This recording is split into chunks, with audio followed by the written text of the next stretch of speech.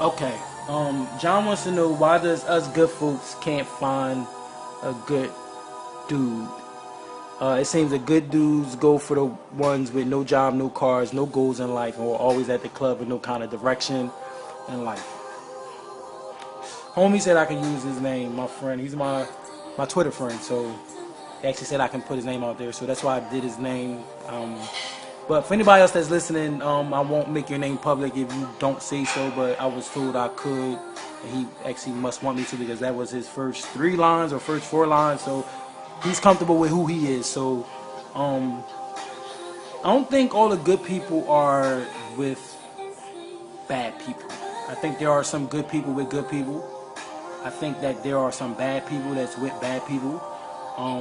There's some people that we give chances to, and I think that a lot of times our problem is it's not so that we're doing something wrong, it's that we give the wrong chance to the wrong person. We give the wrong person an opportunity that we shouldn't have gave them. There's a lot of people that we shouldn't talk to. There's a lot of people that we shouldn't text. There's a lot of people that we shouldn't be interacting with. There's a lot of people that we shouldn't chill with, go places with, talk on the phone with, date, have sex with, love, fight, argue, fuck, whatever. Like, we shouldn't. Like, we have no business doing so. Like, it was not meant to be. And out of all the people that may come to a person in their dating aspect of things, and say you're talking to 5 people and you decide, okay, I'm going to pick this one because this one is doing everything right and they're there and they're giving me everything I need, and we take that chance with that person. We're like, we're going to step out on faith and see where this go at, knowing that person number 5 is not who we should have picked. We should have picked person number 3, but we ain't picked person number 3 for whatever reason. And then we find out that person number 5 is a fucking douchebag. Like, fucking no good, dirty, down dirty, no damn good motherfucker. Like, and that's how good people end up with those type of people. Because once you fall in love with somebody and they affect your life and they affect you in some type of way that you don't want to let them go. You don't want to let that love go, even if they're an asshole, and even if they're doing you dirty and treating you like shit, and y'all are breaking up, and whatever the situation may be. You may not want to let that person go, so you give that person a chance, and that person's still doing the shit that they're doing. They're not changing. They're just talking shit. But you keep giving that opportunity. You keep giving that chance, and then come to find out, you end up with a good person, with a fucked up ass person, who everybody knows shouldn't be together, except for the persons involved. And maybe even the person involved knows that too, but they choose to ignore those red flags because everybody want to give love a chance. And some people just give love a chance too many damn times.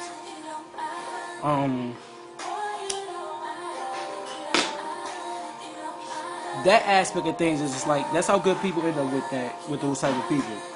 I have a firm belief that words need action. Words mean nothing without actions.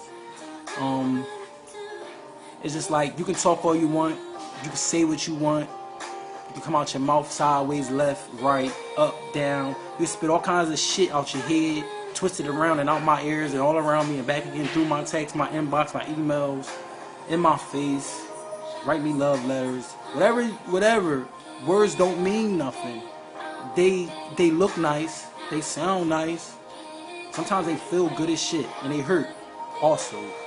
But they don't really mean nothing unless there's action behind it. If there's no action behind it, then they're empty words.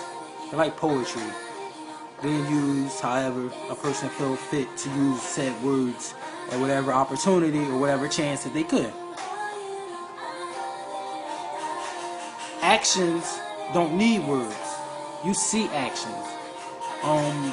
For example, like if I say I'm going to go outside and cut the grass, you come home and you see the grass is cut, my words now carry action.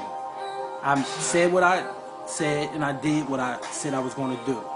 If you come home and you see that the grass isn't cut, then my words ain't mean shit. Oh, I thought you were going to cut the grass. Oh, well, X, Y, Z, whatever the excuse is, it didn't happen. So, okay, now do I have to doubt your words a little bit? But actions don't need words because you see action.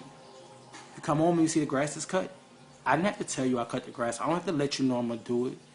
You're going to see it. It's going to be done. And when you come home or you come into the place, wherever you're going, you're going to be like, okay, grass cut. Motherfucker said what they're going to do, what they're going to do. And a lot of people don't understand that concept. And as much as you want to look at good people with bad people, you don't really know what type of person that person is with that person.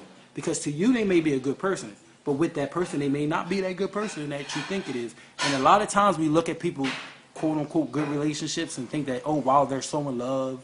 Oh, wow, they're really doing it and there's no problem. Then we find out, like, that relationship is trash. They treat each other like dirt. They cheating. They dogging each other out. It's all kinds of crazy bullshits and all kinds of third parties. It's like what we may visually see as good things or perfect things or happy things may not be that. Always got to remember what we see may not be what we see. What we think we see may not always be that. So we have to always be mindful of that.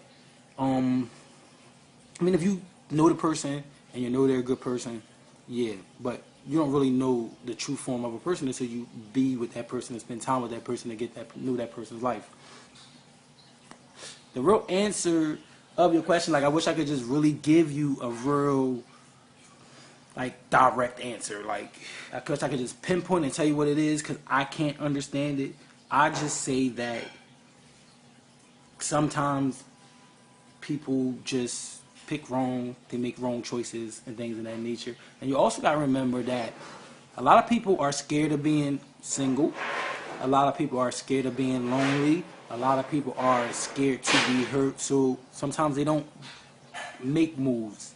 Sometimes they stay in these things because at the end of it all, and at the end of the night, beginning of the day, and when I go to sleep, I know that person cares something. We spent all this time together. We did all these things together. All this is not for nothing. So they care something. So a lot of people don't want to lose that. They don't want to give that up to going dating again and looking for a new boo and trying to make, new shit work. Like, they don't want to be bothered with that. They don't want to do that. So they don't. They chill out. They stay with what they got and they keep it moving. So that's why a lot of people who single, they don't try to get involved in nothing or try to make anything happen because they don't want to get hurt again. They're good with being single and not being that attached or not being that connected, whereas though that they can remove themselves from the pain or the hurt of something serious, and that's a good person that's refusing to change or take a chance because of previous interactions and situation things, of that nature with people. So there's a lot of different things that go into that. So it's not just a generalized brush of a stroke. It's deeper for each individual person, their want and their need for why they're in that thing that they're in. And,